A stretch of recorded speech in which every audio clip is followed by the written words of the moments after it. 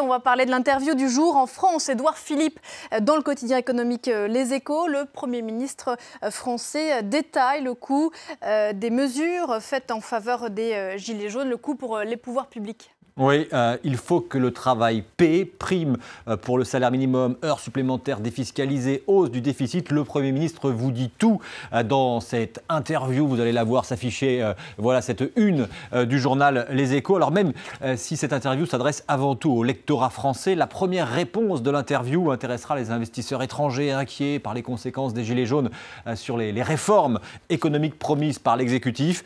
Il est indispensable de réformer, de continuer à transformer et moderniser le pays, martèle le Premier ministre. Alors voilà pour l'ambition, le coût de l'ensemble des mesures. En a-t-on maintenant une idée plus précise ? Oui, d'abord, le Premier ministre a détaillé ces mesures pour tenter d'apaiser la colère des Gilets jaunes.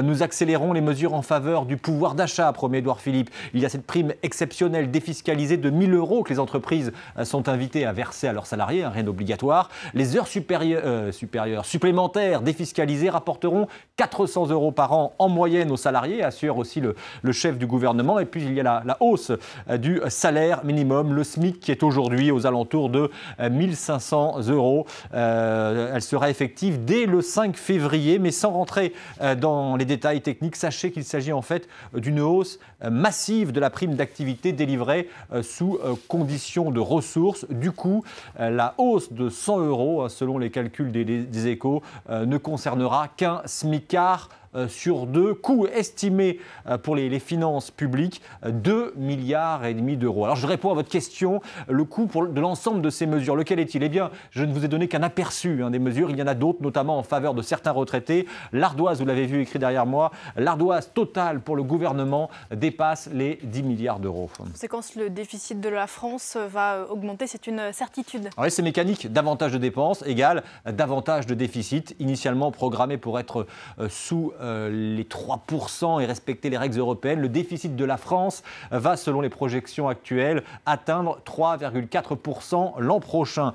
Cela pourrait être pire si Bercy revoit ses prévisions de croissance, qui pour l'instant sont maintenues à 1,7. Alors pour tenter de limiter ce déficit et le contenir, en fait, vous le voyez, à 3,2, le gouvernement se livre à un tour de passe-passe. La diminution prévue du taux d'impôt sur les sociétés sera moins large que prévu et permettra d'économiser 1,8 milliard d'euros. D'autres mesures sur les entreprises et les dépenses devraient permettre à l'exécutif de réduire la facture globale des Gilets jaunes, avec encore, toutefois, au moins 1 milliard d'euros à trouver de l'aveu même du Premier ministre pour le budget 2019. Plus généralement, Axel, est-ce qu'on a une idée de l'impact global sur l'économie de cette crise sociale ? Alors la mobilisation s'est certes essoufflée samedi, mais elle a déjà lourdement pénalisé l'économie française, en période de Noël notamment, au-delà du coût pour les seules finances publiques, des commerces dégradés, des voitures brûlées, des agences bancaires vandalisées.